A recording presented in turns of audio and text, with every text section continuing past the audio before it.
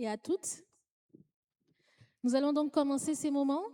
J'invite tous ceux et celles qui sont au fond à se rapprocher, à prendre place.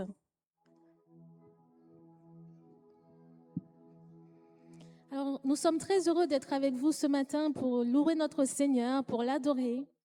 En ce dimanche, il y a une phrase que j'aime beaucoup dire, c'est écrit dans la Bible que le Seigneur, il dit, là où 2 ou 3 sont rassemblés en mon nom, je suis au milieu d'eux. Alors nous croyons ce matin que notre Seigneur est au milieu de nous et qu'il agrée nos louanges. Amen. Alors je vous invite sans plus tarder à vous tenir debout pour ceux qui le peuvent, afin que nous puissions louer notre Seigneur de tous nos cœurs. N'hésitez pas à taper des mains, n'hésitez pas à élever la voix, car nous sommes là pour la gloire de notre Dieu. Amen.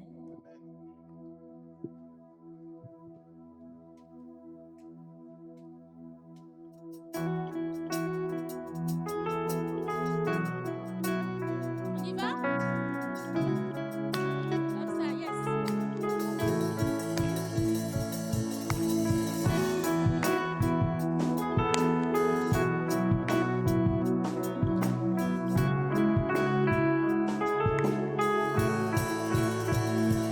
Dieu est puissant, il est juste et grand, il peut tout accomplir. Plus grand que nos pensées, plus grand que nos désirs, il a fait de grandes choses. Élevé, il a vaincu la mort. Oui, il vit, mon Dieu est puissant. En son nom, j'ai la victoire. Le Seigneur, mon Dieu est puissant. Hey. Tu es puissant, Jésus.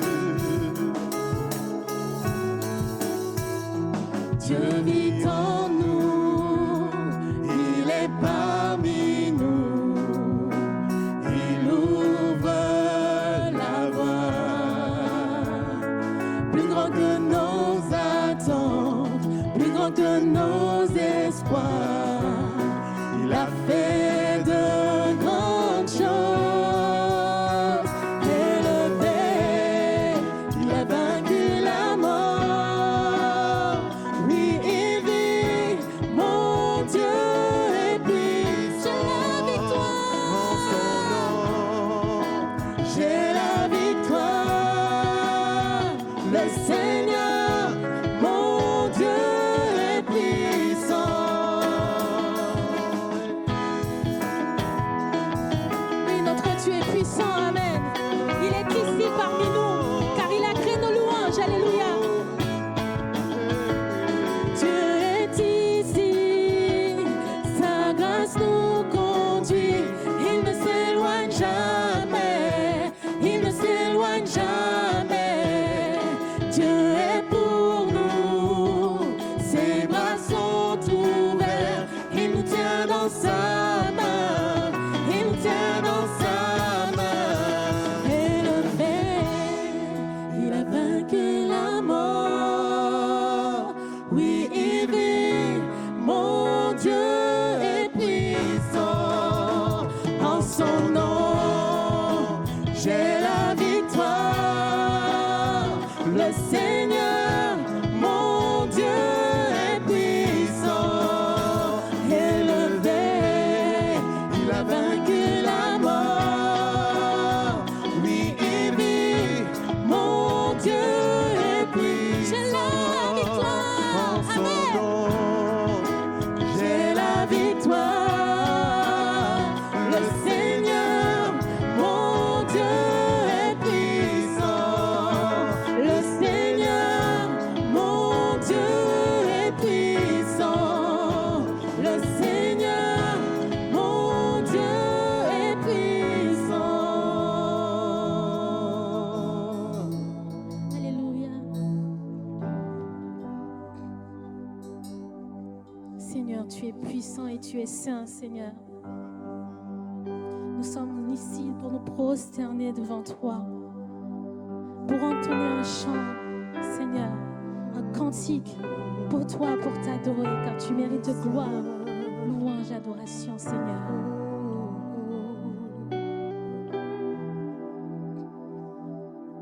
Toutes les générations devront lui prosterner, entendre ensemble un cantique à l'agneau.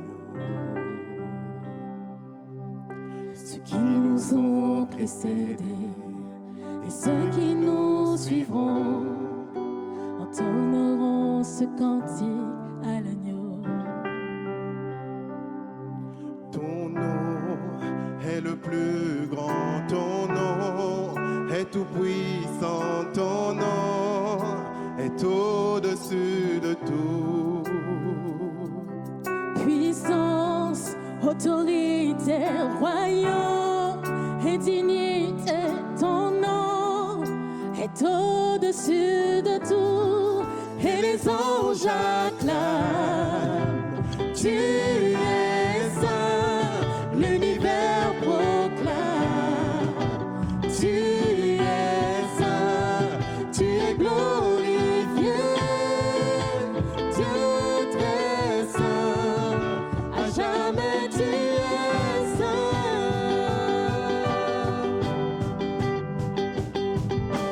Vous qui l'a pardonné, vous qui l'a racheté, venez chanter ce cantique à l'agneau. Vous qui l'a libéré, vous qui portez son nom, venez chanter ce cantique à l'agneau. Nos voix résonnent pour l'éternité, et les anges acclament. Tu es saint, l'univers proclame. Tu es saint, tu es glorifié, Dieu très saint, à jamais tu es saint. Tout ton peuple crie, tu es saint, toi le roi des rois. Tu es saint, Dieu d'éternité. Tu es saint, à jamais tu es saint. Ton nom, alléluia. Ton nom est le plus grand, ton nom est tout puissant, ton nom est au-dessus de tout. Puissance, autorité, royaume et dignité, ton nom est au-dessus de tout. Ton nom est le plus grand, ton nom est tout puissant, ton nom est au-dessus de tout. Puissance, autorité, royaume et dignité, ton nom est au-dessus de tout. Et les anges acclament, tu es saint, l'univers proclame. Tu es saint, tu es glorifié, Dieu très saint, à jamais tu es saint. Tout ton peuple crie, tu es saint, toi le roi des rois. Tu es saint, Dieu d'éternité. Tu es saint, à jamais tu es saint. Dieu d'éternité. Tu es saint, à jamais tu es saint. Dieu d'éternité.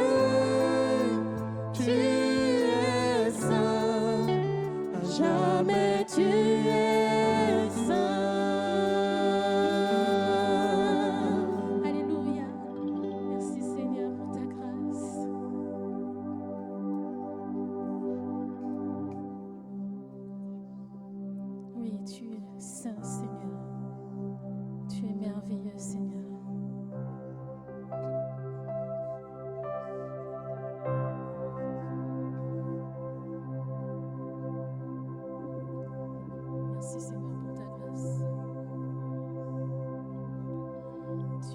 était l'homme de la création, Fils unique du Dieu très haut.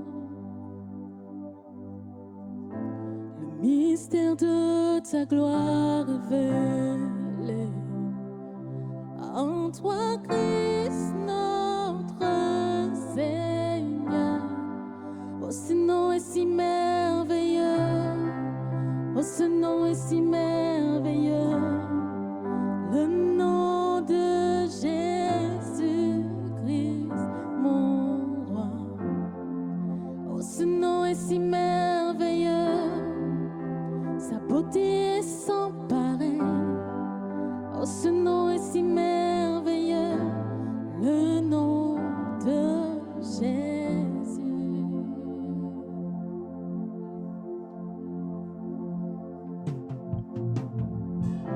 Tu n'as pas voulu laisser sans nous. Alors Jésus, tu es venu. Ton amour a vaincu mon péché. Plus rien ne peut nous séparer. Oh, ce nom est si glorieux. Oh, ce nom est si glorieux. Le nom de Jésus-Christ, mon roi. Oh, ce nom est si glorieux. Sa beauté est sans pareil. Oh, ce nom est si glorieux. Le nom de Jésus. Oh, ce nom est si glorieux. Le nom de Jésus. Ton nom est merveilleux, Seigneur. Ton nom est glorieux. Oui, Seigneur, ta puissance a fait trembler la terre. Parce que tu es grand, Seigneur, et nous croyons en toi, Seigneur. Oui, Seigneur, quand tu es ressuscité, Seigneur, ton nom est puissant. Alléluia. Tu as vaincu la mort, Seigneur. Et nous te louons, nous t'adorons, Seigneur.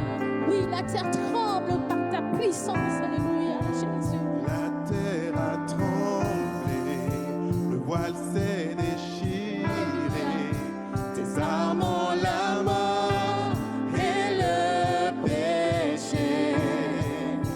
Les cieux chantent ta gloire, l'écho de ta victoire, car tu es le roi ressuscité. Tu es sans rival, tu es sans égal. Dieu, tu triomphes à tout jamais. À toi soit le règne, à toi soit la gloire, car ton nom surpasse tout autre nom. Oh, ce nom est victorieux. Oh, ce nom est victorieux. Le nom de Jésus-Christ, mon roi. Oh, ce nom est victorieux. Sa puissance est sans pareil. Oh, ce nom est victorieux. Le nom de Jésus. Tu es sans rival. Tu es sans égal. Dieu, tu triomphes à tout jamais. À toi soit le règne, à toi soit la gloire. Ton nom surpasse tout autre nom. Oh, ce nom est victorieux. Oh, ce nom est victorieux. Le nom de Jésus-Christ, mon roi. Oh, ce nom est victorieux. Sa puissance est sans pareil. Oh, ce nom est victorieux. Le nom de Jésus. Oh, ce nom est victorieux. Le nom de Jésus. Oh, ce nom est victorieux. Le nom de Jésus.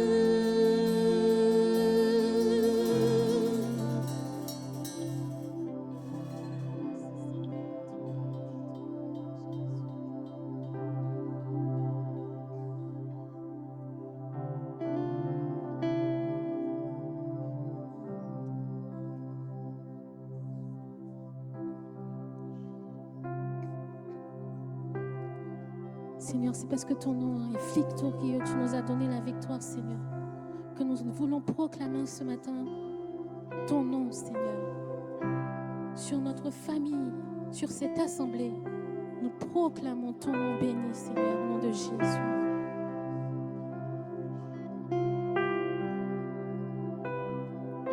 Je veux proclamer le nom de Jésus sur nos cœurs et sur chaque pensée.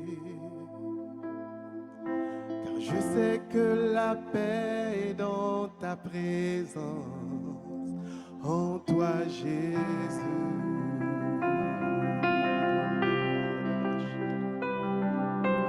Je veux proclamer le nom de Jésus jusqu'à ce que les chaînes soient Je crois, Seigneur, en brisées. toi. Mon espoir est en toi. Je crois que l'espoir et la liberté sont en Jésus. Seigneur, ton nom est puissant. Ton nom est puissant et ton nom Ton nom est vie, guérit. Seigneur. Ton nom Et c'est toi qui brises les chaînes. Tu brises les chaînes, tu perces la nuit, Tu consumes tout. consumes tout. Je veux proclamer le nom de Jésus sur nos peurs et sur notre anxiété, sur les cœurs affligés par la dépression. Brille, oh Jésus. Ton nom est puissant, oui, ton nom guérit, ton nom est vie. Tu brises les chaînes, tu brises les chaînes, tu perces la nuit, consume tout. Ton nom, ton nom. Ton nom est puissant et ton nom guérit. Ton nom est vie. Tu brises les chaînes, tu perces la nuit, consumes tout. Et nous voulons proclamer ton nom, Seigneur. Proclamons son nom partout dans nos vies. Jésus dans les ténèbres et sur tous nos Sur ta famille ce matin, proclame-le. Jésus sur nos familles, proclamons son saint nom. Jésus.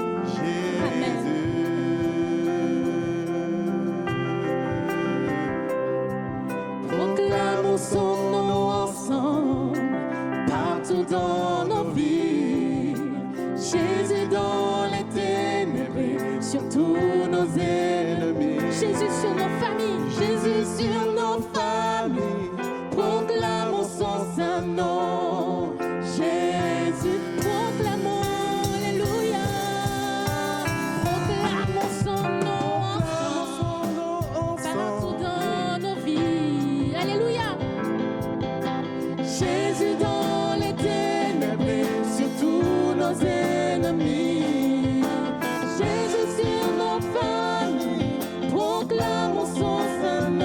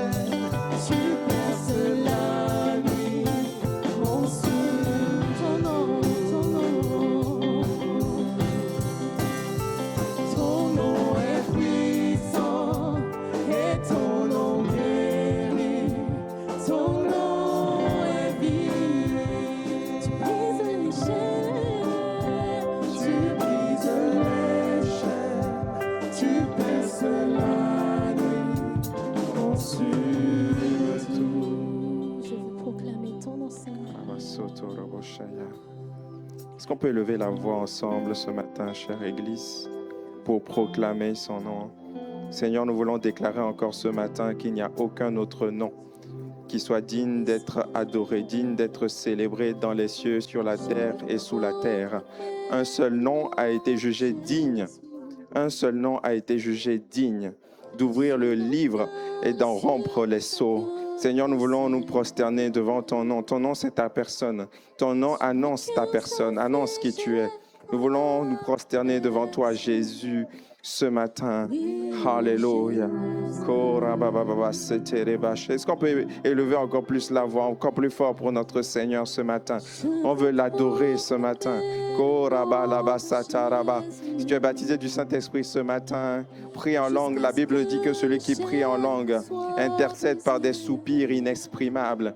Seigneur Jésus, viens ce matin, viens siéger au milieu de notre louange et de notre prière, s'il te plaît.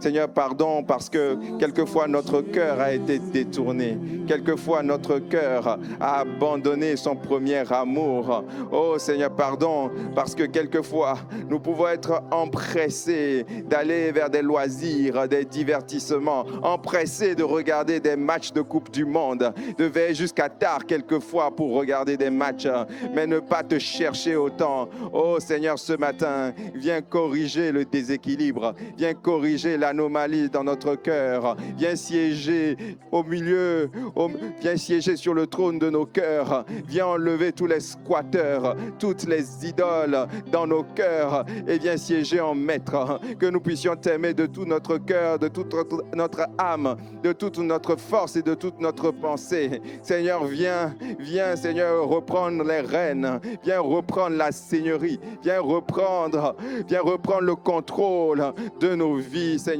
Nous voulons t'aimer parce que toi, tu nous as aimés le premier. Nous voulons t'aimer de tout notre cœur. Oh Seigneur, viens nous faire encore tomber amoureux de toi. Viens Seigneur nous emmener encore à un amour passionné, à une romance, à t'aimer Jésus. Non, je ne veux pas que la prière devienne juste un moyen de régler des problèmes, un moyen d'envoyer des requêtes. Non, je veux que ce soit un moment de romance, un moment où je peux passer du temps avec mon Jésus, un moment où je peux passer du temps avec celui que j'aime le plus. Oh Seigneur, viens récupérer le cœur de ton Église. Seigneur, pardon Seigneur pour toutes les fois où Seigneur, nous avons mis autre chose que toi à la première place. Ce matin, viens récupérer ton trône. C'est ton trône dans nos cœurs. Viens récupérer ton trône. Oh, est-ce que quelqu'un peut s'élever en ce lieu pour adorer notre Seigneur, pour lui dire que nous l'aimons, pour lui dire qu'il est le seul digne d'être aimé. Alléluia.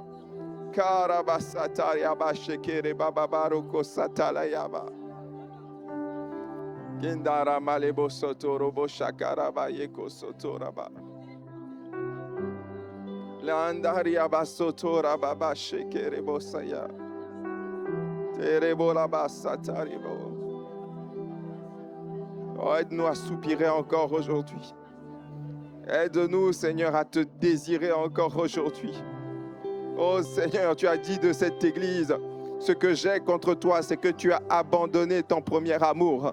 Oh, tu n'as peut-être pas de péché, tu n'as peut-être pas de faute apparente, mais tu as abandonné ce cœur que tu avais au début. Tu as abandonné cette innocence où tu venais te jeter dans mes bras. Tu es devenu léthargique, tu es devenu mécanique, tu es devenu automatique dans ta façon de me servir, de venir auprès de moi. Oh Seigneur, pardon. Seigneur, viens récupérer notre cœur ce matin. Viens récupérer le cœur d'une Église qui veut être une épouse sans tache ni ride, qui veut être une fiancée qui se prépare à la venue de son époux. Oh, viens Seigneur récupérer notre cœur ce matin.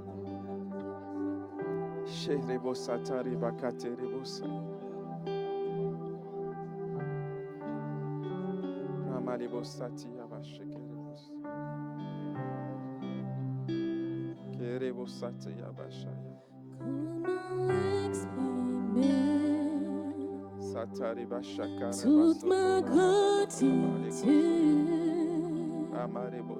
je n'ai pas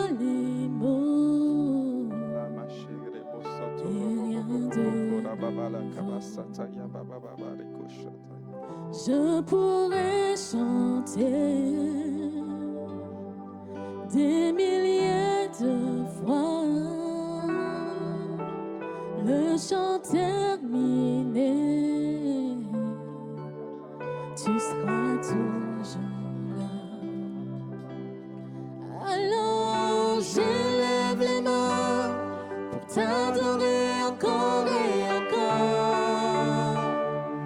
Tout ce que je sais, ton Alléluia. Alléluia. Je n'ai rien trouvé qui soit digne de ta majesté. Si ce n'est mon cœur qui chante Alléluia.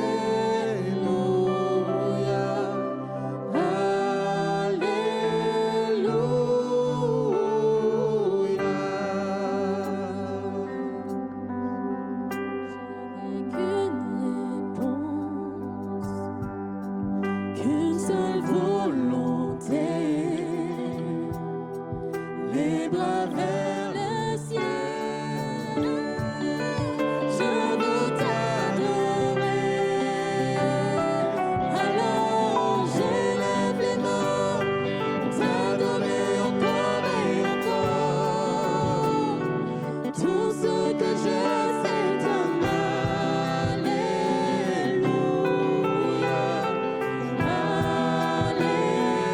Alléluia, je n'ai rien trouvé qui soit digne de ta majesté.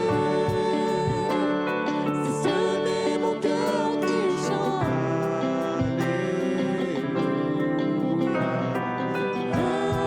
Alléluia.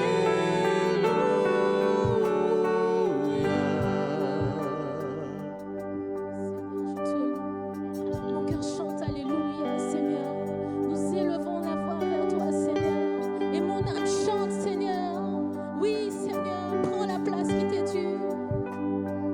Chante mon âme, ne sois pas timide, élève ta voix, car tu as un lion qui rugit en toi. Alléluia, Seigneur. Chante mon âme, ne sois pas timide, élève ta voix, car tu as un lion qui rugit en toi. Alléluia, Seigneur. Chante mon âme, ne sois pas timide, élève ta voix, car tu as un lion qui rugit en toi. Alléluia, Seigneur. Chante mon âme, ne sois pas timide, élève ta voix. Alléluia, qui rugit en toi. Alléluia, Seigneur. J'élève les mains pour t'adorer encore et encore. Tout ce que j'ai, c'est ton Alléluia.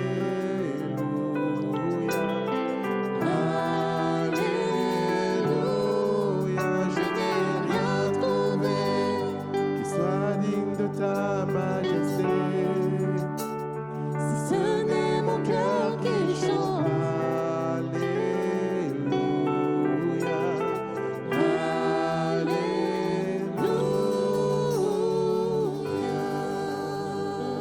Alléluia. Est-ce qu'on peut acclamer le nom du Seigneur Jésus en ce lieu? Alléluia. Alléluia. Seigneur, reçois nos acclamations ce matin. Est-ce qu'on peut continuer encore à l'acclamer, s'il vous plaît?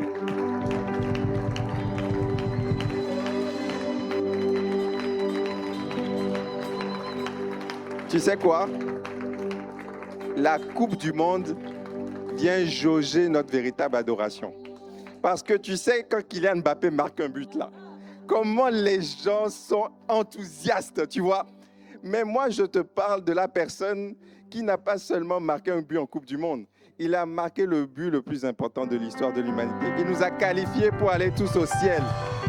Voilà. Oh Seigneur, reçois les acclamations d'un peuple enthousiaste qui a compris que tu es le facteur X. Tu es la personne qui a fait ce que personne d'autre ne pouvait faire. Oh, reçois depuis ce quartier de Codéran qui a un signal satellite spirituel vers le ciel qui disent non. Il y en a qui ont compris qu'il se passe quelque chose ici. Alléluia. Alléluia. Oh, là, quelqu'un s'est réveillé là. Voilà. Bienvenue à l'église Bordeaux République ce matin. Est-ce qu'on peut encore célébrer le Seigneur pour ce moment de louange, pour toutes les personnes qui servent? Alléluia. Vraiment, vous êtes une anomalie pour le monde politique. Parce que vous arrivez dans ce lieu, vous donnez votre argent, vous prenez de votre temps, de votre énergie, tout ça pour quelqu'un que vous ne voyez pas. C'est exceptionnel. Est-ce qu'on peut applaudir le Seigneur pour l'Église en 2026? Alléluia. Alléluia. Voilà, on veut saluer toutes les personnes qui nous suivent sur Internet. On vous fait un petit coucou. Est-ce qu'on peut les applaudir? On fait un petit coucou, on est avec vous. Je veux prendre le temps de remercier Dieu pour l'excellent culte qu'on a eu dimanche dernier. Merci d'avoir honoré Pasteur Joël et son épouse Lydie. Merci pour toutes les personnes qui ont fait des gâteaux, qui ont cuisiné, qui ont servi, toute l'équipe. Est-ce qu'on peut les remercier, s'il vous plaît? Voilà. Alors, je vais laisser les annonces pour la fin. J'aimerais sans plus tarder qu'on entre dans la parole de Dieu, si vous voulez bien. Ce matin, je vais commencer une nouvelle série intitulée Tentation. Je bénis Dieu pour toutes les séries qu'on a eues quand je venais, quand j'arrivais. Dieu m'avait donné cette instruction-là de prêcher uniquement en série. Je ne sais pas pendant combien de temps on va faire ça, mais parce que le but, c'est qu'à la fin de la série, on puisse faire un bilan. Quelquefois, en écoutant des messages différents, tous les dimanches, on peut ne pas avoir le temps d'assimiler, le temps de vérifier qu'on a appliqué ce qu'on a écouté. Et les séries nous laissent le temps de pouvoir nous-mêmes nous évaluer par rapport à la parole qu'on entend. Donc, je bénis Dieu pour toutes les séries qu'on a eues, la prière, David, la vision, la guérison, la puissance. Et je crois que cette série Tentation vient répondre à un besoin qu'on a aujourd'hui dans l'Église et plus largement dans la société. Quand tu vois tout ce qui se passe dans les médias, les agressions sexuelles, les enfants qui se donnent la mort, quand tu vois le péché qui prend des formes les plus désastreuses, même le gouvernement, ils sont dépassés, le système juridique est dépassé, les prisons sont pleines. Mais il y a une raison profonde qu'on ne traite pas. On traite le problème quand le problème est déjà arrivé à... Quand c'est déjà gâté, comme on dit. Quand c'est déjà trop tard, on traite le problème. Qu'est-ce qui fait que des gens sont pédophiles aujourd'hui? Qu'est-ce qui fait que des gens aujourd'hui font du mal, violent, agressent sexuellement? C'est parce qu'à la racine, il y a quelque chose qui n'a pas été traité. Est-ce que vous êtes d'accord avec moi ce matin? Et souvent, dès que ça arrive, on lynche les gens, on bannit les gens. Ah oui, lui, c'est un agresseur. Mais est-ce qu'on peut aller à l'origine? Qu'est-ce qui a fait que cette personne-là est devenue comme ça? Elle n'est pas née comme ça. Qu'est-ce qui a fait qu'elle est devenue comme ça? Et malheureusement, même dans l'Église, on peut avoir malheureusement aussi des chrétiens qui subissent la tentation, qui succombent à la tentation. Je suis venu vous dire ce matin de la part de Dieu, ce n'est pas une fatalité, on peut résister. Oh, je pensais qu'il y aurait plus de amen. La tentation n'est pas une fatalité. Merci beaucoup. Et avant de commencer cette série, je veux vous partager un témoignage. Quand je me suis converti en 2005. Quand je me suis converti, vous me voyez peut-être aujourd'hui différent, mais à l'époque, j'étais un addict. J'étais un addict à la pornographie. J'étais un addict. En terminale, j'avais 3 copines.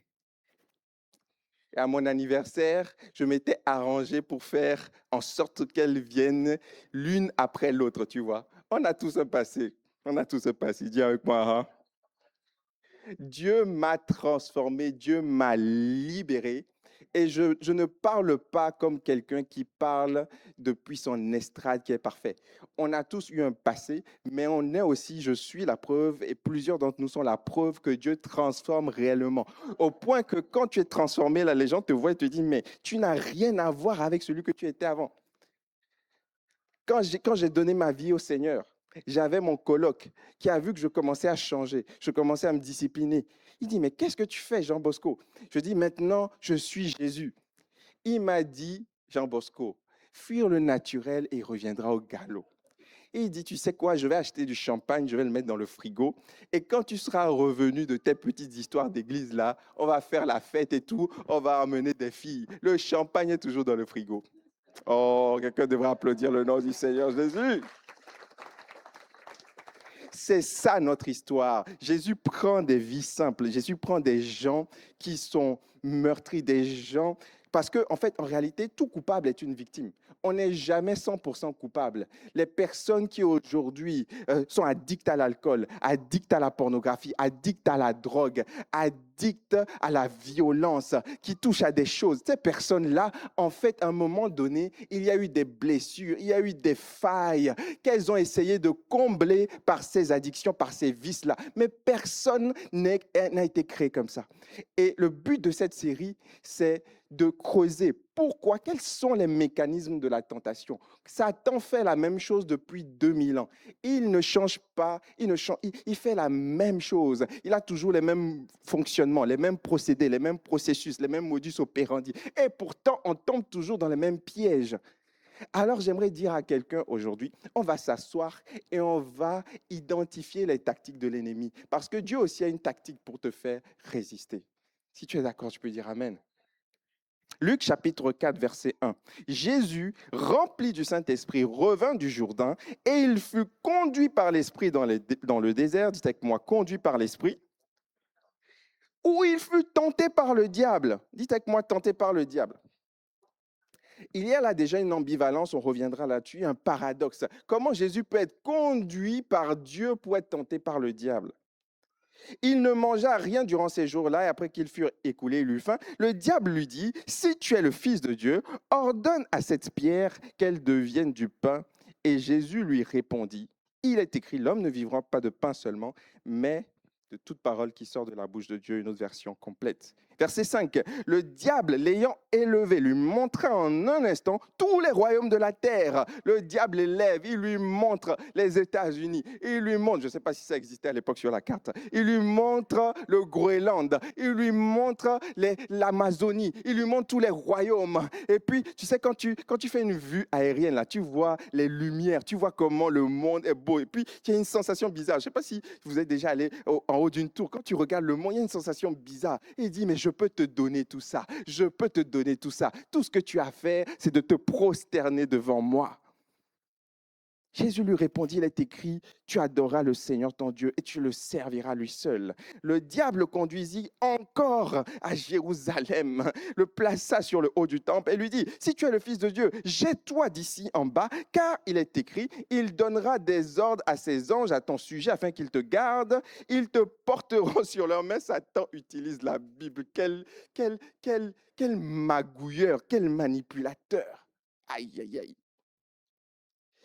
Il donnera des ordres à ses anges à ton sujet, afin qu'ils te gardent. Ils te porteront sur les mains, de peur que ton pied ne heurte contre une pierre. Jésus lui répondit, il est écrit, tu ne tenteras pas le Seigneur ton Dieu. Après l'avoir tenté de toutes ses manières, le diable s'éloigna de lui jusqu'à un moment favorable. Oh, j'aimerais dire cette parole d'encouragement à quelqu'un. Quelle que soit la manière dont tu es tenté, quel que soit le nom de ce péché, quel que soit le nom de cette addiction, la bonne nouvelle, c'est qu'il y a une porte de sortie. On peut résister, on peut dire non. Tu as la capacité de dire non, je ne veux pas, je ne mange pas de ce pain-là, je ne vais pas te suivre, je vais adorer le Seigneur. Seigneur. Et la bonne nouvelle, c'est qu'à un moment donné, Satan lâche prise et il est obligé de s'éloigner. Peut-être que quelqu'un vit un moment vulnérable parce que le moment favorable de l'ennemi, c'est le moment où tu es vulnérable. C'est quand tu te sens faible, fatigué, fragile, faillible, seul, isolé, que le diable dit c'est maintenant qu'il faut taper, c'est maintenant qu'il faut attaquer. Mais la bonne nouvelle, c'est que Dieu te donnera toujours la force de résister. Et une fois que tu auras résisté, il n'aura pas d'autre choix que de s'éloigner. Oh, que ce soit notre partage au nom de Jésus. Le but de cette série, donc, c'est de comprendre les mécanismes, les procédures, les fonctionnements que l'ennemi utilise pour nous tenter. Mais j'aimerais prendre du recul. On aura 4 messages. On aura le temps d'aller en profondeur. On va étudier des cas pratiques comme Samson. On va étudier comment le corps, l'âme, notre constitution interne est faite pour nous préparer à subir la tentation. On va étudier tout ça. Mais aujourd'hui, j'aimerais d'abord poser la question du pourquoi. Comme on dit souvent, lorsque le pourquoi est clair, le comment vient aisément. Avant de chercher comment faire pour résister, il faut d'abord comprendre pourquoi tu es tenté. Souvent, les gens viennent, pasteur, priez pour moi, j'ai du mal avec l'alcool. Priez pour moi, j'ai du mal avec la masturbation. D'accord, on va prier pour que tu sortes de ça. Mais d'abord, est-ce que tu as compris pourquoi tu es tenté? Parce qu'il y a une raison fondamentale, ontologique, originelle pour laquelle toi et moi, nous sommes tentés. Et il faut d'abord partir là-dessus. Tu sais, bon, c'est la Coupe du Monde, hein, je vais prendre des exemples. Souvent, il y a des équipes, tu vois, quand elles ont encaissé un but, elles se pressent, elles dégagent le ballon, elles veulent tout de suite marquer. Mais non, attends, prends le temps de construire, prends le temps d'étudier la tactique ennemie, tu vois, prends le temps de préparer ta riposte. C'est ce qu'on va faire. On va comprendre pourquoi est-ce que nous sommes tentés. Est-ce que tu t'es déjà posé la question? Demande à quelqu'un près de toi, pourquoi tu es tenté en fait, au final? Tu peux lui demander? Bon, j'ai l'impression que tu as peur de ton voisin. C'est inquiétant quand même dans l'église si tu as peur de ton voisin. Peut-être la dernière fois tu lui as parlé, elle a dit Ok. Pourquoi est-ce que nous sommes tentés? La véritable raison pour laquelle tu es tenté. D'abord, définissons la tentation. C'est toujours important de définir les termes pour qu'on soit sûr qu'on met les mêmes réalités derrière les mêmes mots. La tentation, c'est une suggestion.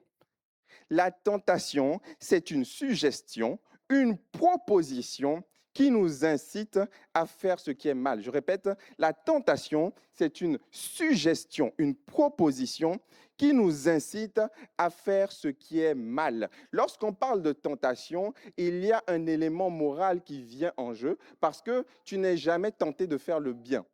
En général, tu peux être incité à faire le bien, mais on ne parle pas de tentation. Quand on parle de tentation, c'est qu'il y a quelque chose de mal. Et donc, il y a une notion de morale qui intervient. Il faut déjà qu'il y ait un référent moral. Voilà pourquoi certaines personnes abusent, mais n'ont aucun regret, parce qu'elles ne considèrent pas que abuser, c'est mal.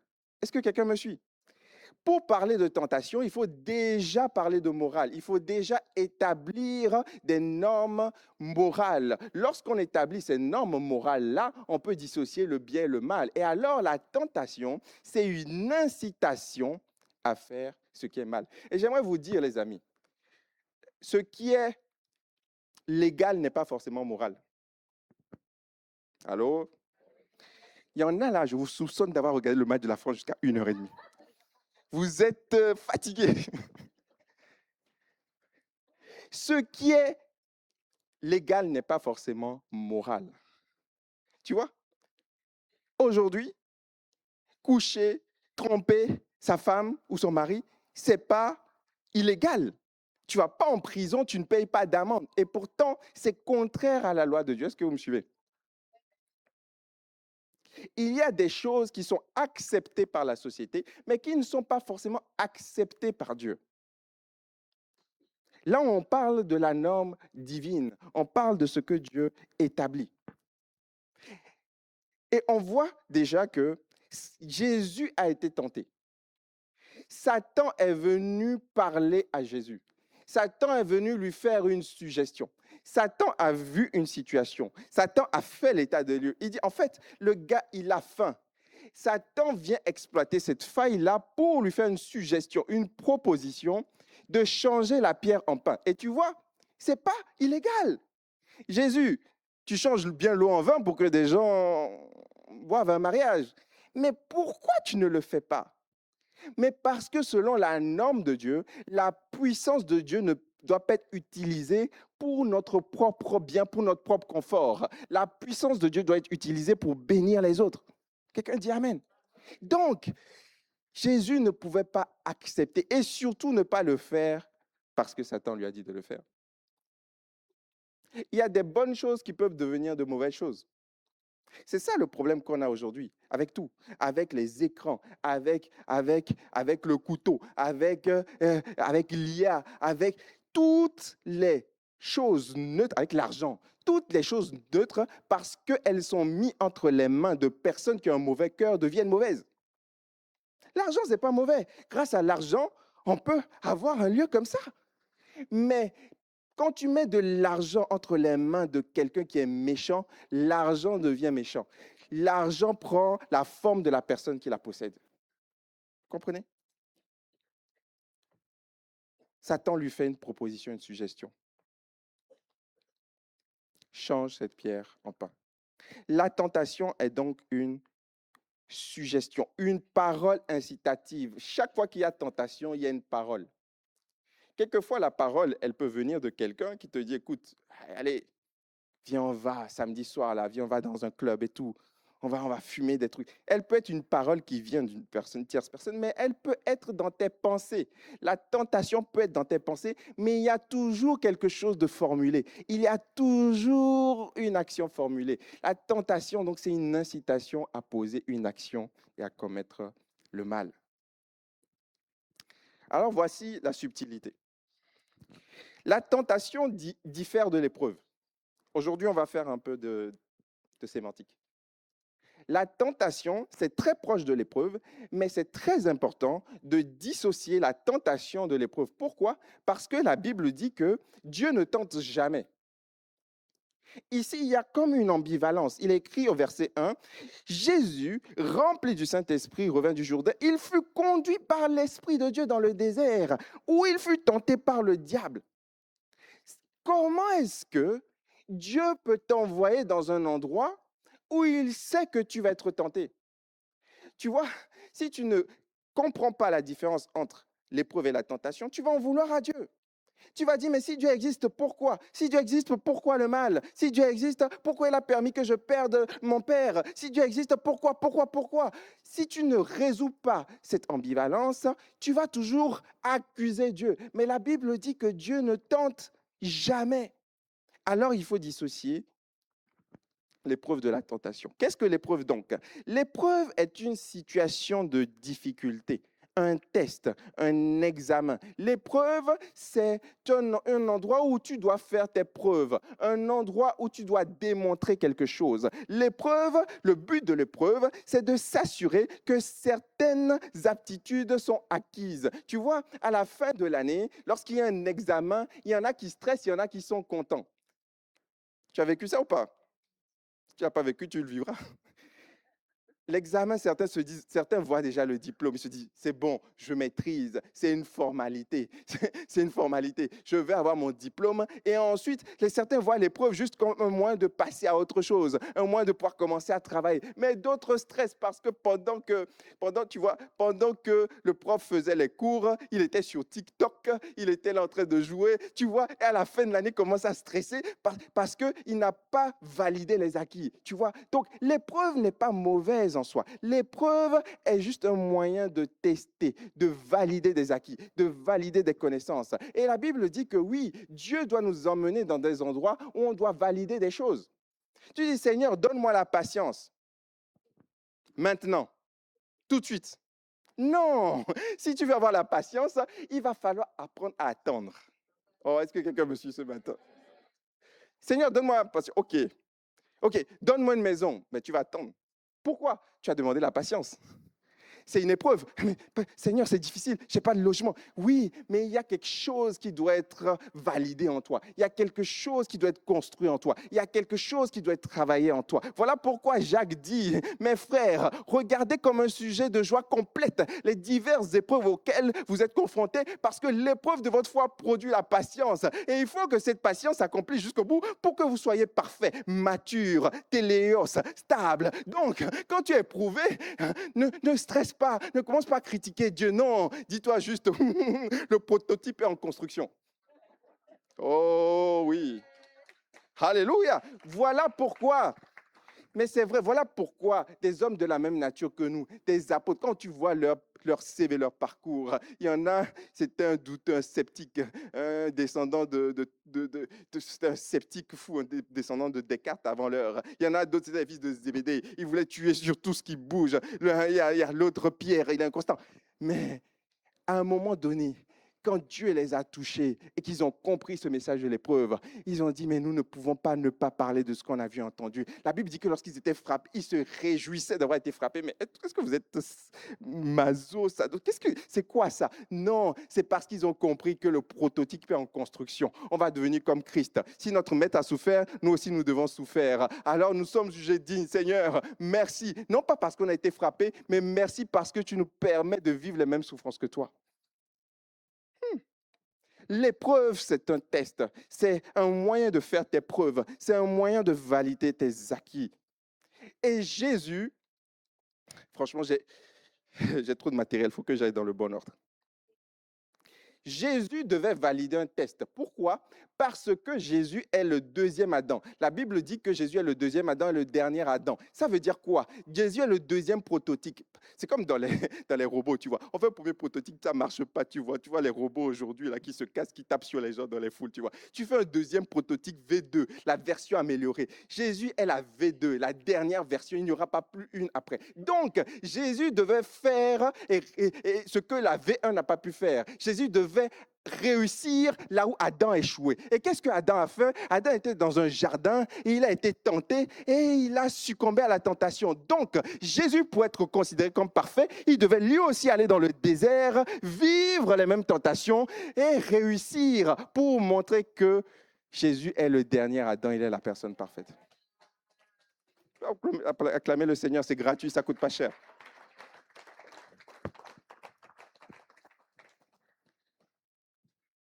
Voilà pourquoi, alors que Jésus commençait son ministère, le Saint-Esprit l'a conduit dans le désert pour valider un test, valider un examen. Lorsqu'on regarde la chronologie, on voit aussi que Jésus, avant d'appeler le premier disciple, il est allé dans le désert. Pourquoi? Parce que Jésus devait vaincre sa propre chair et vaincre la tentation avant de conduire les autres.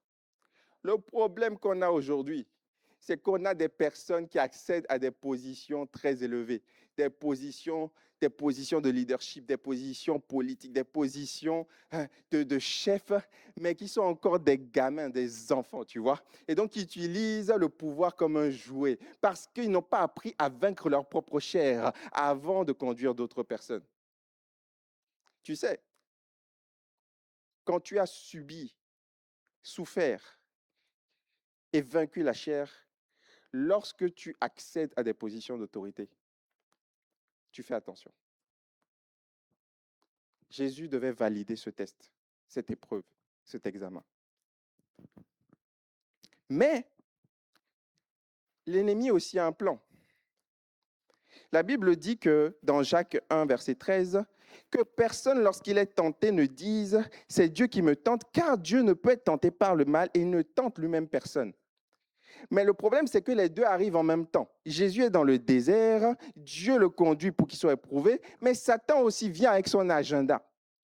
Le but de Dieu, c'est que tu réussisses le test. Le but de Satan, c'est que tu succombes. Allô? Voilà pourquoi il faut faire la différence. Faisons la différence, mes frères et sœurs, parce que, tu sais, on va vivre des moments compliqués, on va vivre des moments difficiles. Et la même question va revenir. Où est Dieu? Pourquoi est-ce que tu as permis? Pourquoi? Mais à un moment donné, c'est vrai que la douleur, tu es obligé de dire pourquoi. Parce que même Jésus, il a dit, pourquoi m'as-tu abandonné? Pourtant, il connaissait le plan. C'est la douleur, c'est la condition humaine. Tu dis, mais pourquoi? Mais à un moment donné, rappelle-toi que Dieu ne permet jamais l'épreuve pour que tu succombes. Dieu permet l'épreuve pour que tu réussisses. Mais par contre, il y a une tierce personne, il y a un troisième protagoniste qui, lui, veut te faire tomber, qui, lui, veut te faire chuter, qui, lui, veut te voir à terre, te voir en train de pleurer, en train d'abandonner. Il s'appelle le diable, Satan.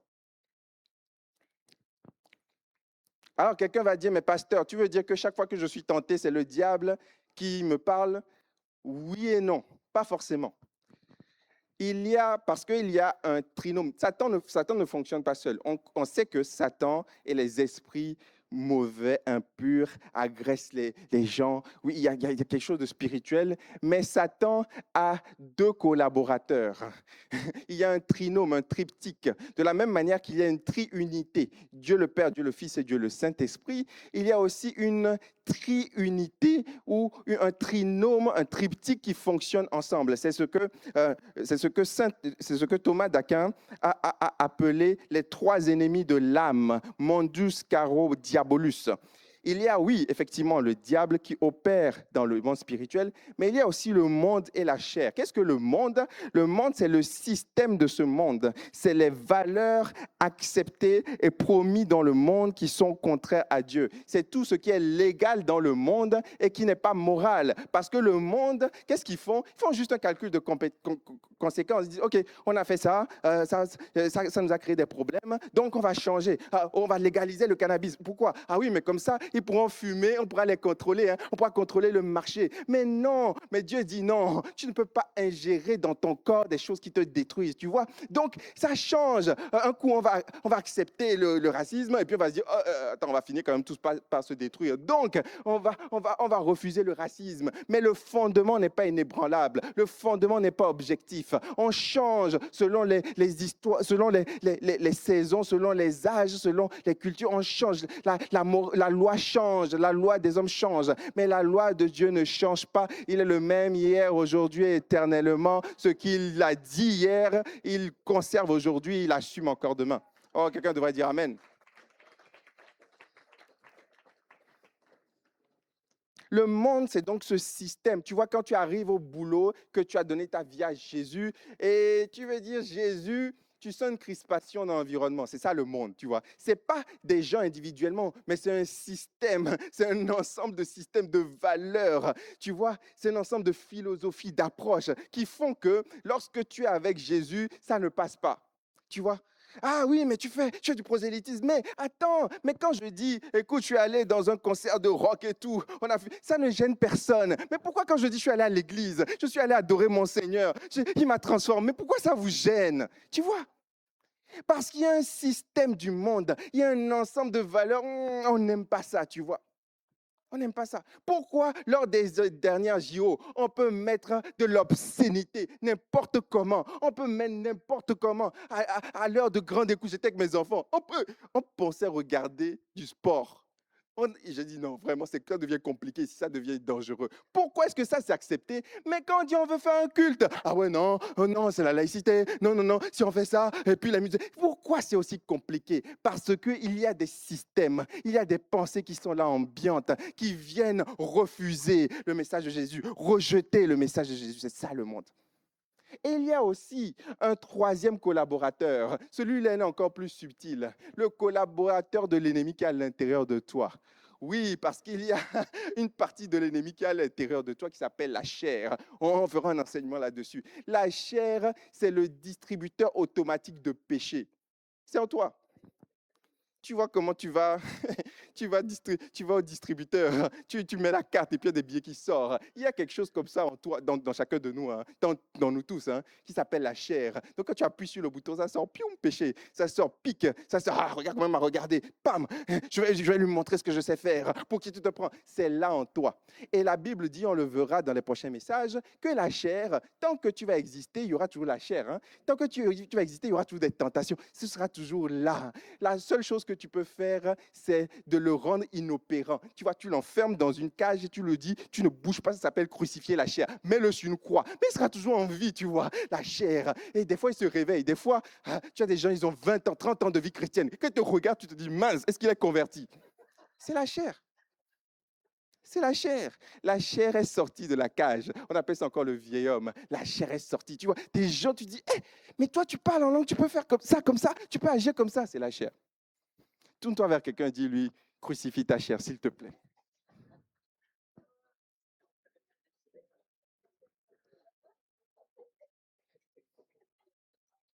Je t'avais dit qu'on allait parler français. Hein. On va dire les vraies choses. Et tu vois, des fois, Satan ne se déplace pas pour venir te tenter, c'est vrai. Mais le monde va te tenter, la chair va te tenter. Mais c'est quand même Satan qui opère, tu vois. Quelquefois, tu sais, c'est marrant parce que il y a des grades, il y a des niveaux. Quand tu vas, souvent, je ne sais pas où vous travaillez, des fois quand tu travailles, quand les gens arrivent et ils te demandent des choses, tu vois, il y a certains clients qui sont caractériels, ils te demandent des choses. Et quand tu ne veux pas leur donner ce qu'ils veulent, ils disent, je veux voir ton responsable. Est-ce que tu connais ça? Emmenez-moi ton responsable. Tu vois, et c'est comme ça. Satan a des petites antennes qui sont là. Tu vois, c'est la chair, c'est le monde. Mais quelquefois, le responsable lui-même, il vient. Quand il a vu Jésus, il s'est dit, non, moi-même, je vais me déplacer. Parce que Satan n'est pas omniprésent, il n'est pas partout. Satan a un bon système de renseignement. Il a des écrans partout. Il connaît l'être humain. Il a les prophéties. Il connaît tout. Donc, il a un écran. Et quand quelque chose, quand il repère des endroits stratégiques, il se déplace lui-même. Mais il n'est pas partout.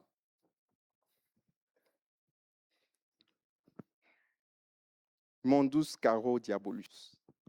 Le monde, la chair, le diable fonctionnent ensemble dans le seul but qu'on accepte, qu'on succombe à la tentation. Jésus a été conduit par l'Esprit dans le désert pour être tenté par le diable. Alors,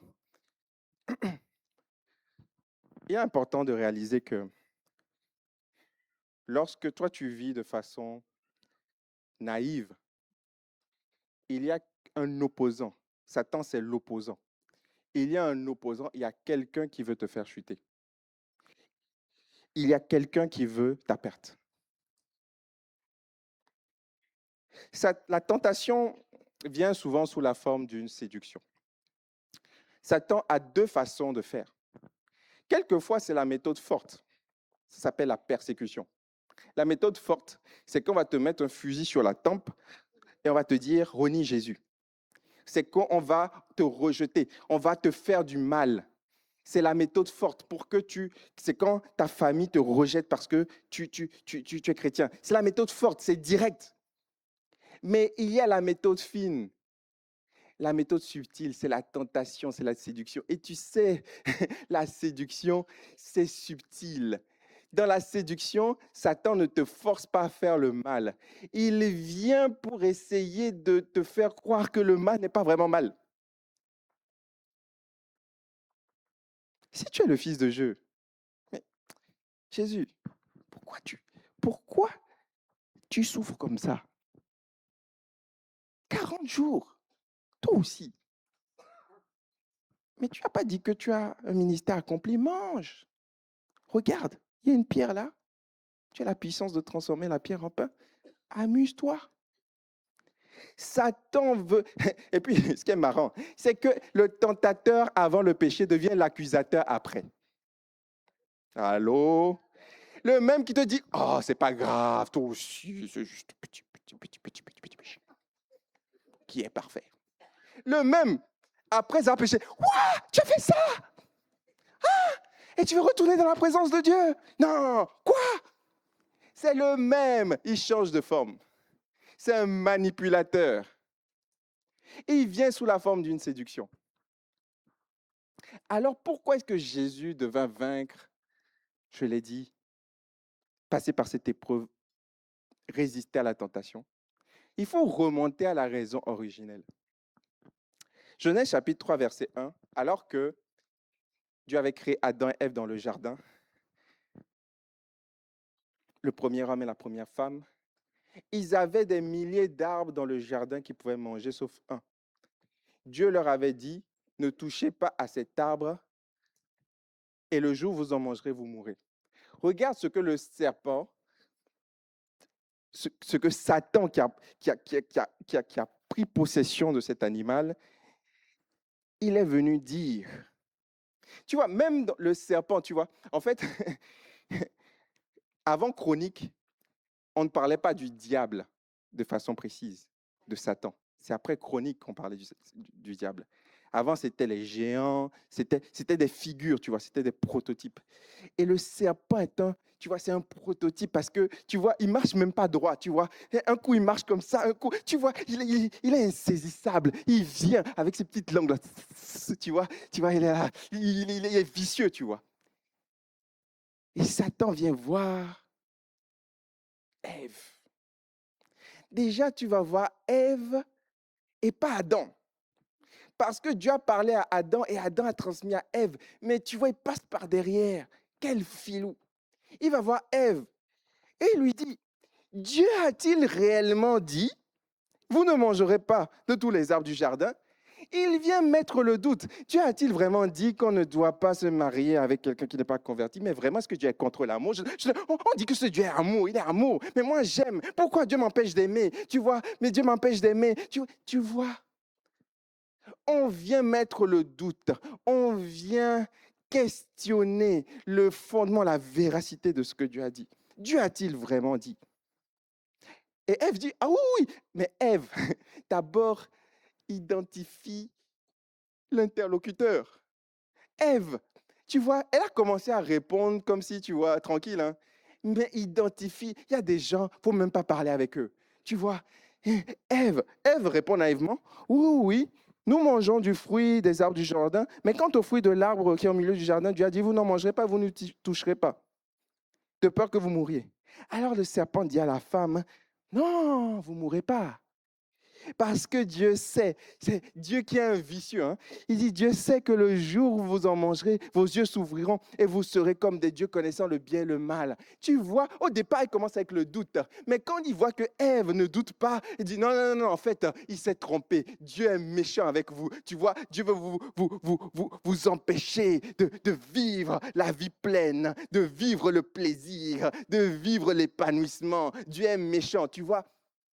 C'est pour ça que nos contemporains aujourd'hui, beaucoup ont rejeté Dieu, parce qu'ils disent Dieu, c'est un empêcheur de bien vivre. Regardez, on dit 1968, libéralisation sexuelle, on fait ce qu'on veut, interdit d'interdit, alléluia, youpi, on fait ce qu'on veut, mais faisons le bilan. Plus de 50 ans après, il n'y a jamais eu de famille monoparentale comme ça en France. Il n'y a jamais eu autant de maladies sexuellement transmissibles. Il n'y a jamais eu de gens qui ont été blessés émotionnellement meurtris. Il n'y a jamais eu d'enfants, autant d'enfants qui ont vécu dans des foyers dysfonctionnels. Parce que Satan, quand il te tente et que tu succombes, après il s'en va, il te laisse avec tes réalités. Mais j'aimerais dire à quelqu'un aujourd'hui, Dieu va revenir réparer les morceaux. Dieu va revenir réparer les morceaux ce que Satan a détruit. Il va faire le service après-vente, c'est pas grave. Dieu le fait. Vous ne mourrez pas. Mais Dieu sait que le jour où vous en mangerez, vos yeux s'ouvriront et vous serez comme des dieux, connaissant le bien et le mal. L'objectif du diable, il faut que, tu sais, bon, pardon, aujourd'hui je parle beaucoup du diable, mais il faut que tu comprennes. Après, ce n'est pas pour lui donner de l'importance, mais c'est pour réaliser que c'est le même modus operandi. C'est la même chose. L'objectif du diable, c'est de te pousser à désobéir à Dieu. Le diable n'en a que faire de ton régime alimentaire. Vous pensez que c'est parce qu'il s'inquiétait, oh pauvre Ève, elle ne mange pas le fruit, elle va maigrir. Il n'en a que faire. Tu sais quoi? Si Dieu avait dit ne coupez pas l'arbre, il serait venu dire coupez l'arbre. Si Dieu avait dit ne tournez pas en rond, il aurait dit tournez en rond. Satan, c'est un opposant. Il va toujours venir dire le contraire de Dieu. Mais regardez, même dans les accompagnements de couple aujourd'hui, des jeunes fiancés, on se touche, on s'aime trop, hein, on s'embrasse. Mais ce que vous ne comprenez pas, c'est qu'avant le mariage, Satan va toujours pousser à ce que vous vous unissiez de façon précoce. Mais après le mariage, les mêmes qui se touchaient là, oh, ils ne se parlent plus. Mais maintenant, touchez-vous, touchez-vous. Dieu dit, allez, lâchez les amarres, touchez-vous. Mais ils ne se touchent pas, ils sont au restaurant, chacun sur son téléphone. Mais parce que Satan, c'est un opposant. Il veut faire le contraire de Dieu. Quand Dieu dit touche pas, Satan dit touche. Quand Dieu dit touche, Satan dit touche pas. C'est un menteur. Oh, tu peux dire amen.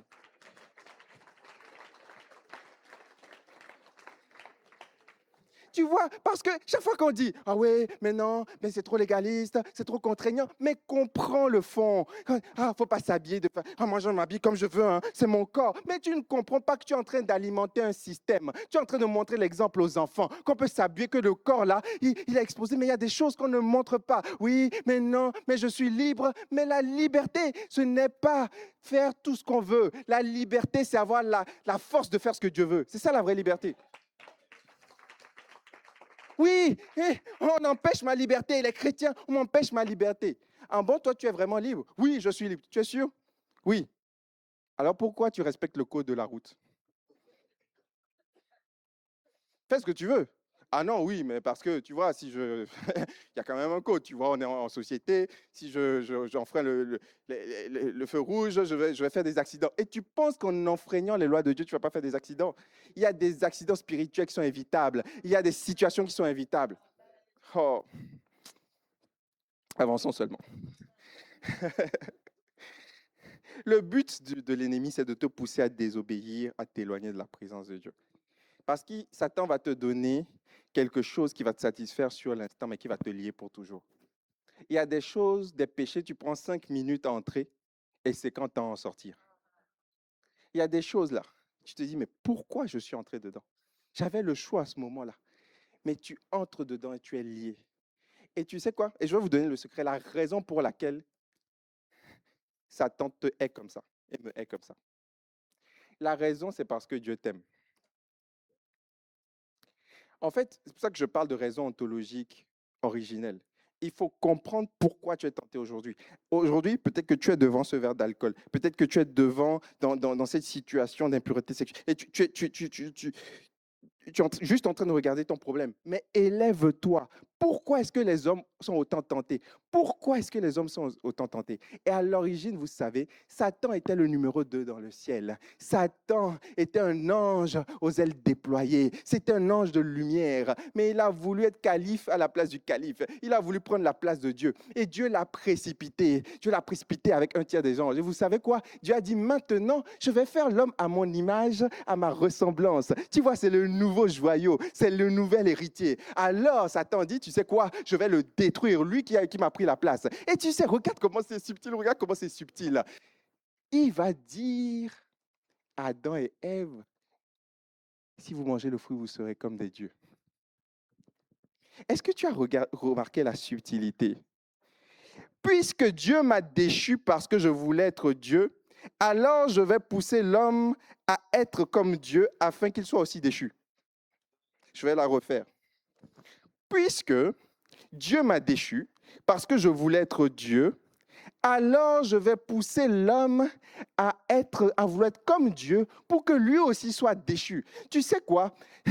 C'est ça, c'est pour ça que je parle de modus operandi. Satan, tu sais ce qu'il veut faire? Il veut te rendre au rang d'animal. Il veut que, quand tu vois des fois des zones où les gens se shootent à la drogue, à l'héroïne, tu vois, ils sont comme des animaux. Et c'est ça qu'il veut.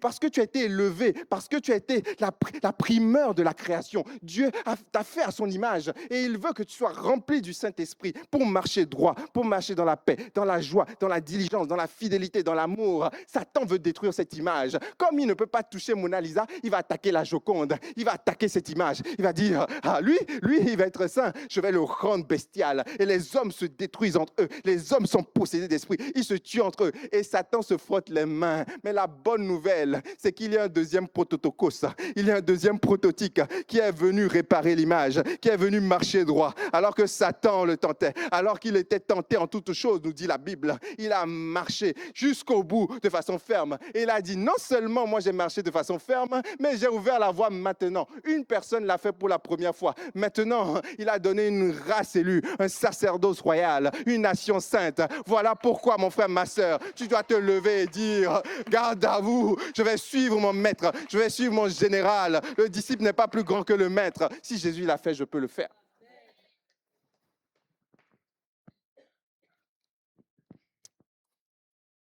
Alors voici le point. Pourquoi la raison fondamentale pour laquelle tu es tenté? C'est à cause de ton identité. C'est parce que déjà en tant qu'homme, en tant que femme, tu as l'image de Dieu, mais en tant qu'enfant de Dieu, en tant que chrétien, chrétienne, tu es aimé de Dieu et apprécié de Dieu. Et tu as une faculté que le diable n'a plus, c'est de te repentir.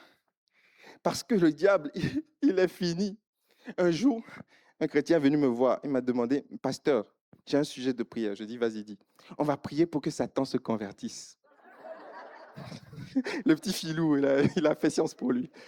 Il dit, t'imagines s'il se convertit, c'est fini, on est tranquille, tu vois. Impossible. C'est trop tard. Dans sa nature, il ne peut pas revenir en arrière, tu vois. Mais toi et moi, nous pouvons nous repentir.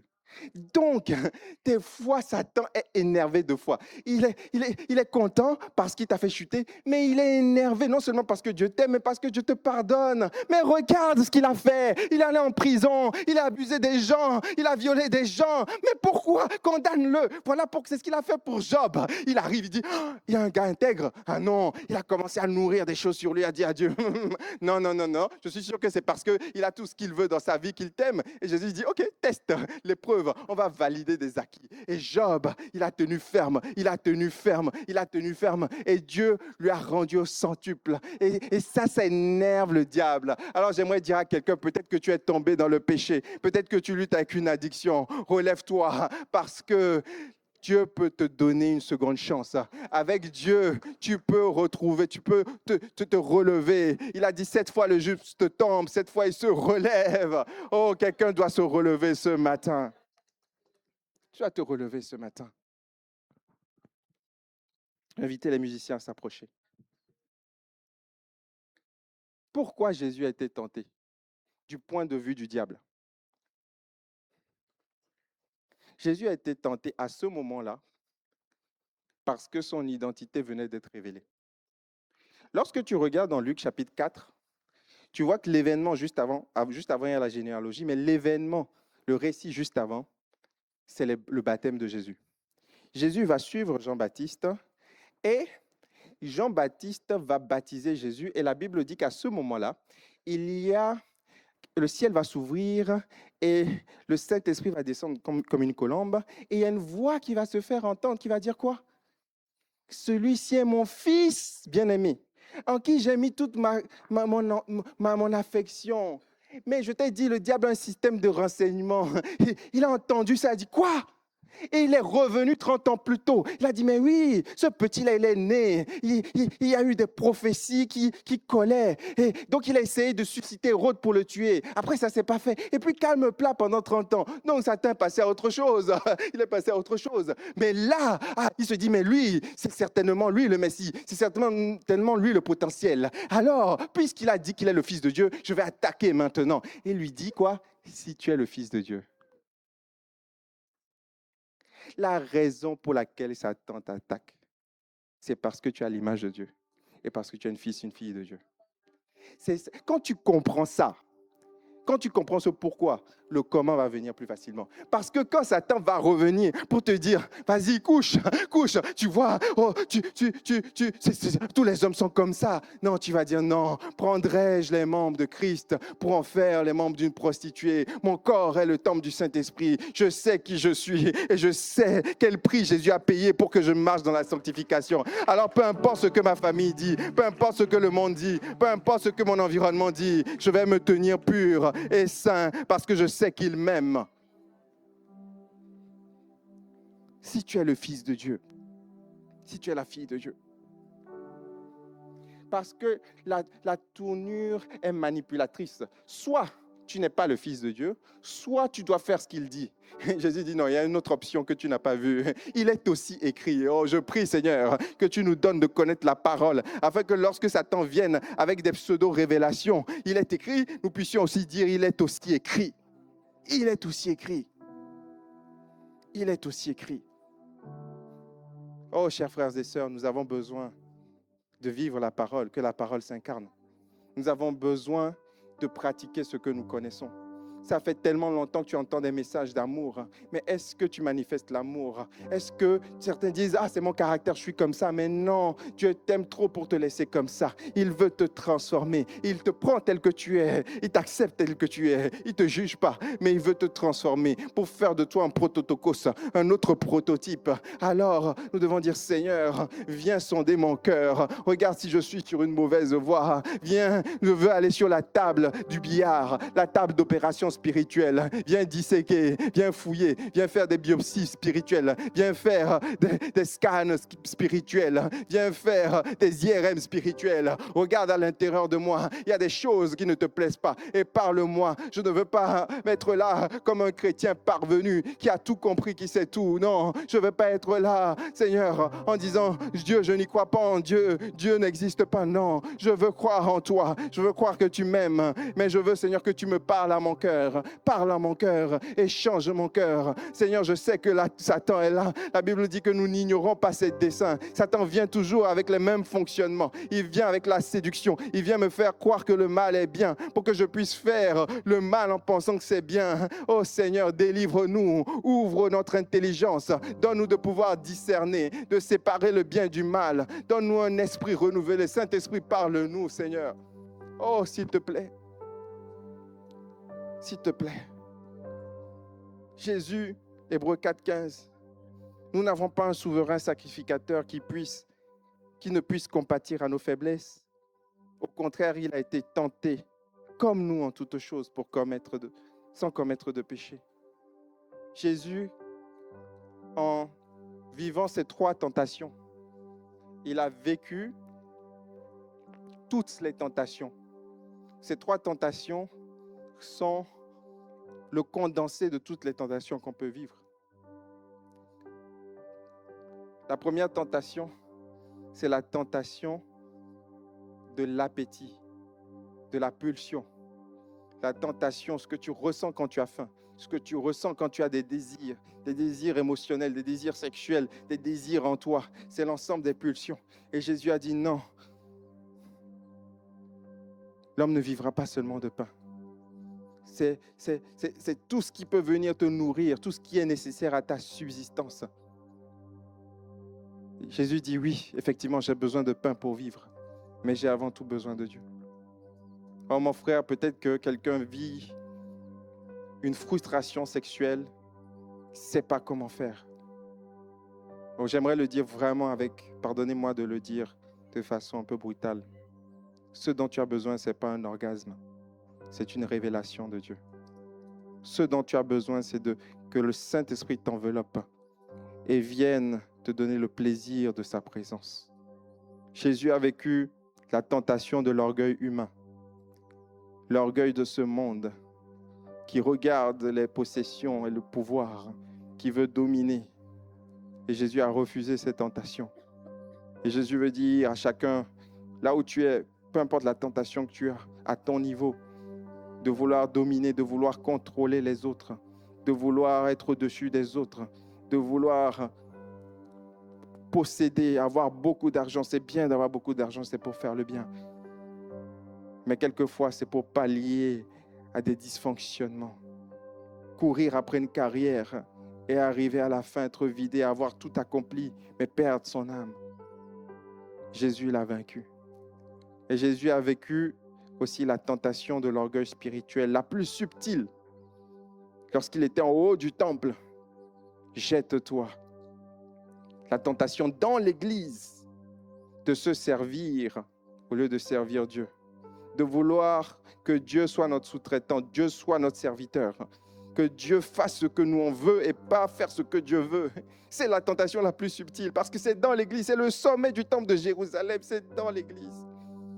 Et Jésus a réussi aussi. Et Jésus veut nous dire, j'ai résisté jusqu'à ce que Satan cherche un autre moment favorable. Le moment qui lui était favorable est devenu défavorable parce que j'ai résisté. J'ai dit non, j'ai tenu ferme. Je me suis appuyé sur la parole. Et le texte parallèle dans Matthieu dit que les anges sont venus le servir. Une fois qu'il a résisté, des anges sont venus le servir et les sortis revêtus d'une puissance. J'aimerais dire à quelqu'un, oh, si tu résistes, il y a une couronne, il y a une médaille, il y a une récompense. Lorsque tu tiens bon, peut-être que tu as l'impression que personne ne voit la souffrance que tu payes, le prix que tu payes dans le secret. Oh, maman monoparentale, le prix que tu payes dans le secret te dit ce serait tellement plus simple. J'ai beaucoup de courtisans, ce serait tellement plus simple. Dieu voit le prix que tu payes et Dieu dit, je donnerai la couronne de justice. Si tu persévères jusqu'à la fin, tu seras sauvé, tu seras élevé. Si tu souffres avec moi, tu seras élevé avec moi. Où est-ce qu'on peut se lever, prier ensemble, s'il vous plaît? Alléluia. Chère Église, imaginons ce que serait notre Église si chaque chrétien ici, aussi chaque personne qui se rapproche de Dieu, commence à dire non à la tentation, commence à aller puiser des ressources en Dieu pour triompher. Imagine ce que ça serait. J'aimerais faire 2 appels aujourd'hui. Peut-être que tu n'as jamais donné ta vie à Jésus. Peut-être que tu ne t'es jamais engagé avec Jésus.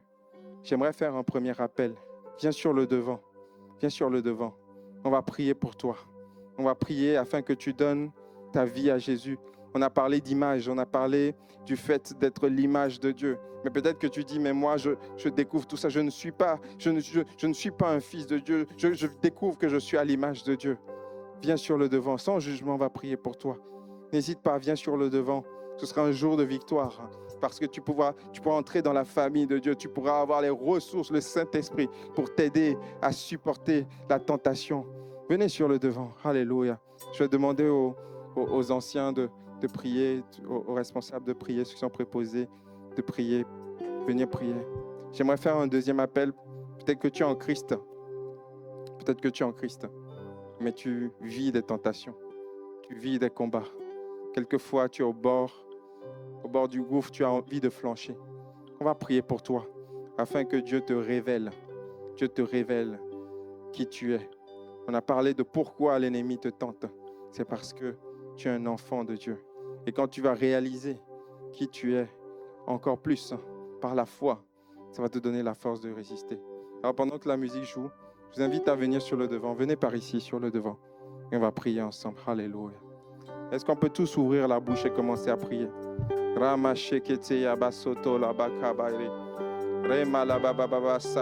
Élève la voix là où tu es. Commence à proclamer une saison de grâce. Une saison où l'ennemi perd du terrain. Une saison où l'Église est victorieuse sur le péché. Une saison où Dieu prend de l'avantage. Est-ce que Marien, tu peux venir prier, s'il vous plaît? Sébastien, venez prier, s'il vous plaît. Alléluia. Alléluia.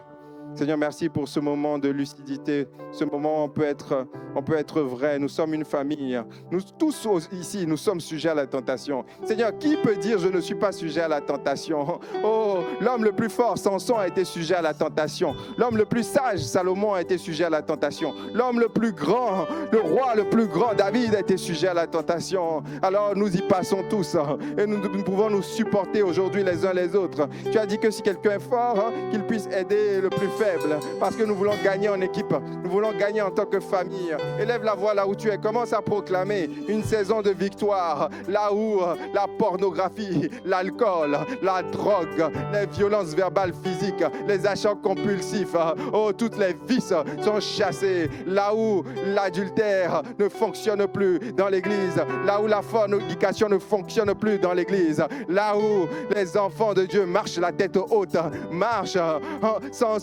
regret, marchent en étant forts dans leur identité. Est-ce que tu peux élever la voix? Il y a une puissance lorsque l'Église prie tout ensemble. Est-ce que tu peux élever la voix? Alléluia. Pendant qu'on commence à chanter, continuons de prier. Seigneur, merci pour les victoires qui ont lieu aujourd'hui. Merci parce que ce moment qui était favorable pour l'ennemi devient défavorable. Merci parce que l'ennemi recule, il perd du terrain, il s'éloigne jusqu'à un moment plus favorable, mais il s'éloigne. Église, est-ce qu'on peut monter en prière, s'il vous plaît? Ouvre la bouche, commence à prier. Commence à prier. Viens pousser des murs invisibles. Lorsque tu pries, ce n'est pas juste un geste anodin. Lorsque tu pries, tu es en train de bouger des murs invisibles, des murs spirituels. Commence à prier, commence à invoquer la puissance de Dieu ici. Il vient là où il est invité, là où il est sollicité.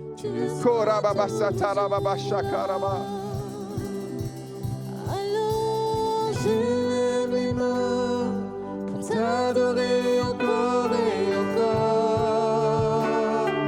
Tout ce que j'ai, c'est un Alléluia.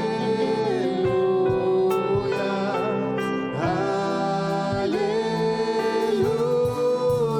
Je n'ai rien trouvé qui soit digne de ta majesté.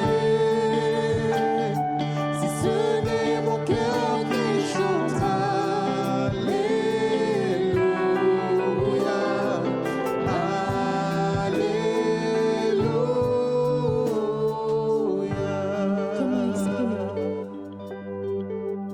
Comment exprimer toute ma gratitude?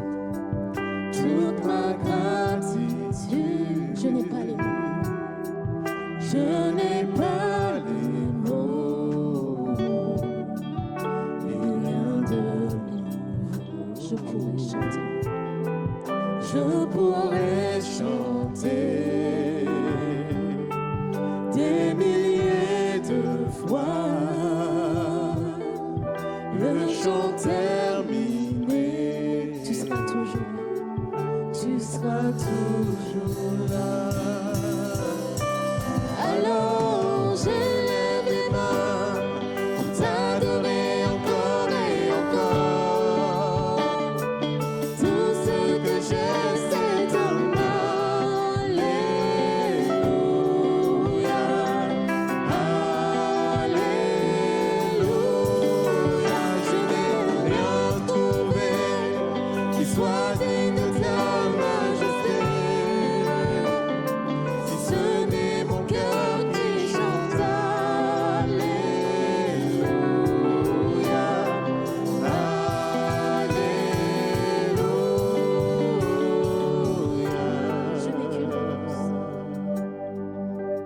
Je n'ai qu'une réponse, qu'une seule volonté. Les bras vers le ciel. Je veux t'adorer. Alors j'élève les mains pour t'adorer encore et encore. Tout ce que j'ai, c'est un Alléluia. Alléluia. Je n'ai rien trouvé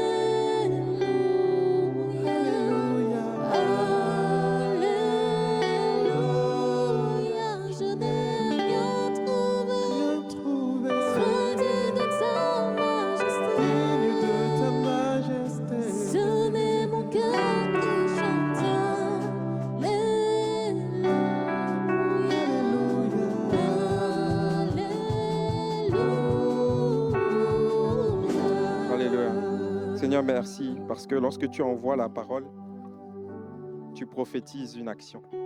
Si tu envoies cette parole sur la tentation, c'est que tu veux libérer de la tentation. Tu veux préserver de la tentation. Tu veux nous emmener à résister à la tentation. Tu veux montrer que ce n'est pas une fatalité. Merci parce que tu équipes ton Église. Merci parce que tu l'équipes, tu la purifies par l'eau de ta parole afin qu'elle soit sans tache ni ride. Merci pour les victoires qui ont été prises. Merci pour les terrains qui ont été conquis. Merci Seigneur pour les plafonds de verre qui ont été explosés. Merci pour mon frère, ma sœur qui est venu ici en ce lieu, qui était découragé, qui repart encouragé parce qu'il y a un espoir en toi. Continue de nous bénir que tout ce mois de juillet, ce soit un mois, alors qu'on est en plein été, que ce soit un mois où nous puissions prendre des victoires et que nous puissions vivre la vie pleine que tu as prévue pour nous en tant que fils et filles de Dieu. Quelqu'un dit Amen et applaudit le nom de Jésus. Oh, si tu as été béni, tu peux applaudir plus que ça. Alléluia.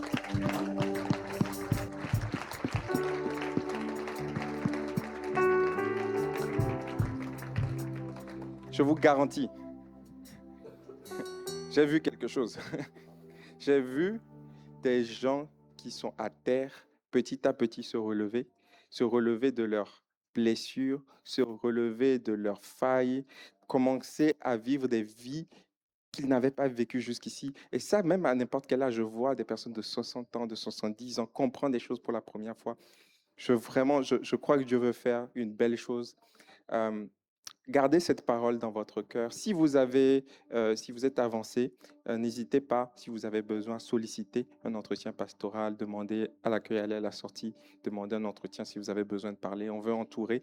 Ce sera peut-être pas un pasteur qui reviendra vers vous, mais quelqu'un reviendra vers vous. Ne restez pas seul. Jésus a été tenté quand il était seul. Ne restez pas seul. On va vivre tout cela ensemble. Vous pouvez vous asseoir et acclamer le nom du Seigneur encore une dernière fois si vous le souhaitez. Alors, quelques annonces avant de se séparer. Donc, mardi prochain, je ne vais pas accueillir les nouveaux, on veut accueillir les nouvelles personnes qui sont là. Si c'est votre cas, vous êtes là pour l'une des premières fois, levez simplement les mains. Ouais, tu peux m'accompagner. Levez simplement les mains. Voilà, bienvenue, bienvenue, bienvenue. Est-ce que vous pouvez, je vais vous demander un effort supplémentaire. Est-ce que vous pouvez vous lever, s'il vous plaît? Voilà, et puis notre équipe d'accueil a un petit carton pour vous. Avec ce carton, on a un stylo, on a... bienvenue, bienvenue, on peut les applaudir encore. Bienvenue, bienvenue parmi nous. On a un petit cadeau pour vous, un stylo marqué Église Bordeaux République. Et puis, je crois qu'il y a autre chose dans le sac. Et si vous le souhaitez, laissez vos coordonnées pour être dans notre mailing list. N'hésitez pas à le faire. On sera un plaisir de revenir vers vous. Mardi prochain, on a notre soirée chambre haute. C'est une soirée chambre haute spéciale parce qu'on a un invité, le docteur Alexis Amin. C'est un pasteur qui est sur Lyon. On a la grâce d'avoir sur Bordeaux des pasteurs qui viennent en vacances. Et du coup, nous, on les pique quand ils viennent comme ça dans la région. Ça économise les frais de déplacement. Donc voilà, c'est un ministère vraiment oint dans le leadership. Il accompagne des pasteurs des églises dans le leadership. Donc, il apportera là-dessus. Vous savez, malheureusement, selon notre culture, là d'où on vient, notre culture évangélique, le leadership, c'est pour nous, c'est peut-être séculier, c'est peut-être des choses du monde. Mais en fait, Jésus était un leader. Et quelquefois, quand tu expliques la Bible avec un autre prisme, tu te rends compte que certaines choses ne sont pas mondaines. Jésus a levé des leaders. Quand il dit « Faites de toutes les nations mes disciples », qui fait des disciples? C'est un leader. Allô, vous êtes là? Vous êtes encore sur le match d'hier ou ça va? C'est des leaders, c'est des leaders. Donc, c'est des termes, faut pas s'enfermer avec les termes. Donc, on va parler de leadership chrétien. Ma prière, la priorité du numéro 1 de l'année prochaine, je l'ai dit aux responsables, c'est de lever des leaders. Pourquoi j'emploie le terme leader et pas responsable? Le responsable, il est statique. Il répond. Réponse, il répond. Mais le leader conduit, il influence. On prie pour des leaders partout, dans la jeunesse, dans les ados, chez les aînés, des gens qui drivent, des gens qui inspirent, des gens qui influencent. Tu es avec eux, tu es content, ils t'inspirent, ils te donnent de l'oxygène. C'est ça qu'on veut. Oh, quelqu'un devrait dire Amen. Est-ce que je suis le seul à vibrer? Des fois, est-ce que je suis le seul à vibrer de voir une église triomphante? Alléluia. Non, je ne suis pas seul. Si on est 120, c'est bien, on peut changer le monde. Voilà, donc notez 19h30, notez bien pour être là. C'est diffusé en ligne, en ligne, en tout cas sur notre chaîne YouTube. Dimanche prochain, on continue la série sur la tentation. Et j'aimerais faire un appel. On a vraiment besoin de de serviteurs.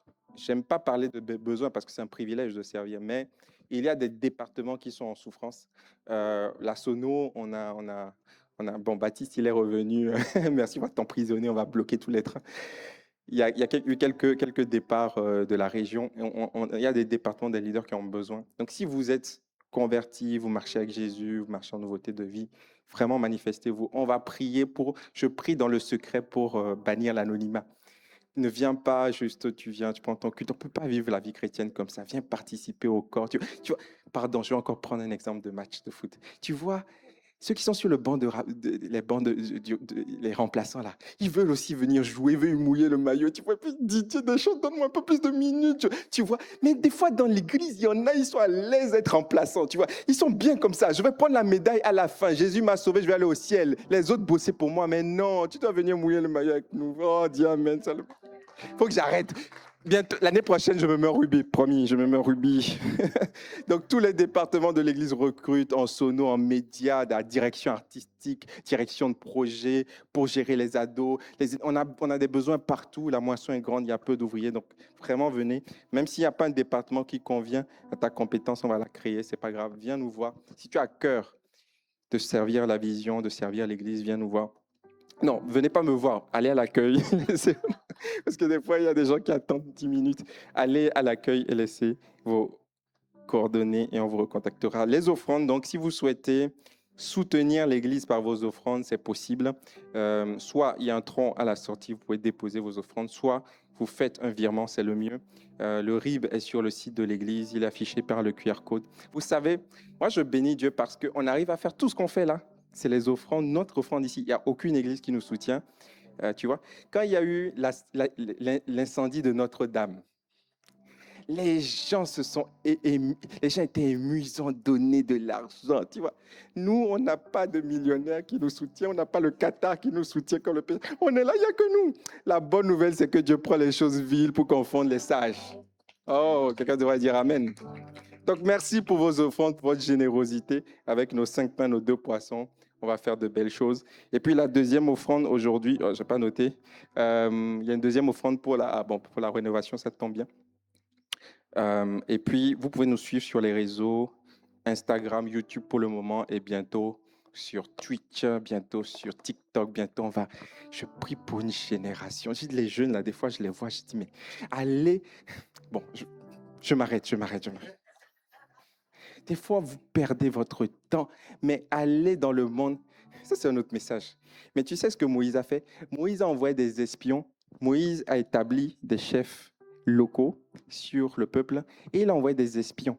Et c'est ça qu'on doit faire. Il faut établir des bergers qui vont prendre soin. Il faut envoyer des espions qui vont aller dans le monde, apprendre la technologie, aller dans les finances et revenir dans le monde soutenir. Oh, on a besoin de ça. Et quelquefois, les gens séparent. Ok, je suis au boulot, c'est pour moi, je viens à l'église. Mais non, l'église a besoin plus que jamais de personnes qui viennent contribuer, apporter leur talent, leur trésor.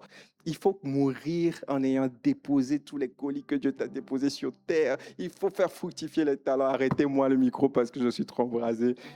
Merci pour tous ceux qui vont servir. On va finir avec un dernier chant. Bon dimanche à tous.